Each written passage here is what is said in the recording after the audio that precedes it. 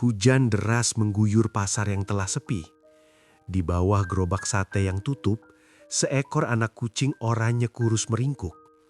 Tubuh kecilnya gemetar menahan dingin malam yang terasa begitu panjang. Perutnya berbunyi keras karena lapar. Ia mengais plastik sampah dengan harapan menemukan makanan, namun hanya mendapatkan tulang ikan kering yang tak lagi bisa dimakan. Seekor kucing dewasa tiba-tiba mengusirnya dengan desisan keras. Anak kucing itu lari ketakutan. Bulunya basah kuyup, mencari tempat aman di tengah hujan. Ia berteduh di teras toko yang tutup, mencoba menjilati bulunya agar hangat. Namun tubuhnya tetap gemetar, kelelahan dan kedinginan. Pagi datang dan orang-orang mulai ramai lewat. Ia mendekat sambil mengeong pelan, berharap ada yang peduli pada dirinya yang kelaparan.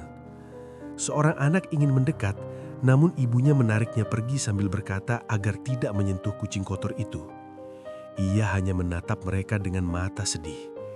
Ia mencoba minum dari genangan air di jalan, namun air itu bercampur minyak. Ia batu kecil lalu menjauh, semakin lemas dan kecewa. Kelelahan membuatnya tertidur di tumpukan kardus di gang sempit. Dalam tidur singkatnya, ia seakan memimpikan tempat hangat yang belum pernah ia rasakan. Seekor burung hinggap di dekatnya, tetapi ia hanya menatap lemah tanpa tenaga untuk bergerak. Lapar membuatnya terlalu lemah untuk bermain. Menjelang sore, ia berjalan tertatih menuju sebuah bengkel kayu tua di ujung jalan sepi, seolah berharap menemukan sesuatu yang lebih baik di sana. Di dalam bengkel kayu, seorang kakek sibuk memahat saat anak kucing itu masuk dengan langkah ragu dan mengeong pelan. Suaranya nyaris tenggelam oleh bunyi alat kerja.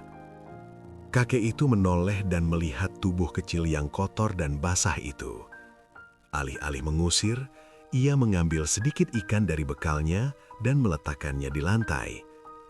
Anak kucing itu makan dengan lahap hingga hampir tersedak.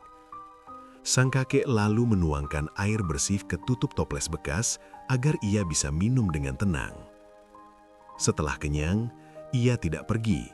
Ia justru mendekat dan menggosokkan kepalanya ke kaki sang kakek, seolah takut kehilangan satu-satunya kebaikan yang ia temukan hari itu.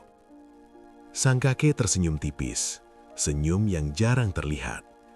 Tangannya mengusap pelan kepala kecil penuh debu itu, menghadirkan kehangatan di bengkel yang sunyi. Malam itu, ia diizinkan tidur di dalam bengkel, berbaring di atas tumpukan serutan kayu yang empuk, akhirnya merasakan tidur yang hangat dan aman. Pagi hari, suara gergaji membangunkannya. Bukannya takut, ia bangun dan memperhatikan sang kakek bekerja dengan rasa penasaran. Perlahan, sifat cerianya muncul kembali. Sang kakek memainkan tali rami, membuat anak kucing itu melompat dan bermain, menghadirkan tawa kecil di bengkel tua itu. Sang kakek kemudian memandikannya. Meski sempat berontak, setelah dikeringkan, bulu orangnya itu tampak bersih dan cerah kembali. Sebuah kalung kain biru dengan lonceng kecil dipasang di lehernya. Sang kakek berbisik lembut, memberinya sebuah nama, tanda bahwa kini ia bukan lagi kucing jalanan tanpa rumah. Pagi hari, pintu bengkel dibuka dan cahaya matahari masuk ke ruangan.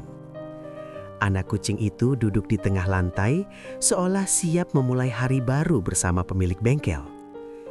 Ia kini sering bertengger di rak tinggi, memperhatikan setiap gerakan kerja di bawahnya, seperti mandor kecil yang mengawasi bengkel sederhana itu. Sebuah balok amplas bergeser di meja kerja, dan ia langsung mengejarnya dengan semangat. Debu kayu beterbangan, sementara bengkel dipenuhi suasana bermain yang hangat. Saat menjelajah sudut bengkel, ia hampir mengendus cairan pewarna kayu yang tumpah, tanpa menyadari bahaya yang mengintai di dekat hidung kecilnya. Sang kakek segera mengangkatnya dengan wajah khawatir, menegur lembut sambil memastikan makhluk kecil itu tetap aman di pelukannya. Di atas pangkuannya, sang kakek membersihkan noda cairan dari kaki kecil itu dengan kain lap. Gerakannya pelan, penuh perhatian. Saat waktu istirahat tiba, ia tertidur nyaman di kantong kemeja sang kakek, Hanya kepala kecilnya yang terlihat naik turun mengikuti napas tenang. Di ambang pintu bengkel, ia duduk tegak menghadap jalan, seolah menjaga toko, sementara suara pekerjaan kayu terdengar lembut dari dalam. Sore yang damai, keduanya duduk di bangku depan bengkel, menikmati matahari terbenam tanpa kata, hanya ditemani suasana tenang setelah hari panjang. Lonceng kecil di kalung biru itu berkilau terkena cahaya senja, menjadi tanda bahwa makhluk kecil itu akhirnya menemukan tempat yang bisa ia sebut rumah.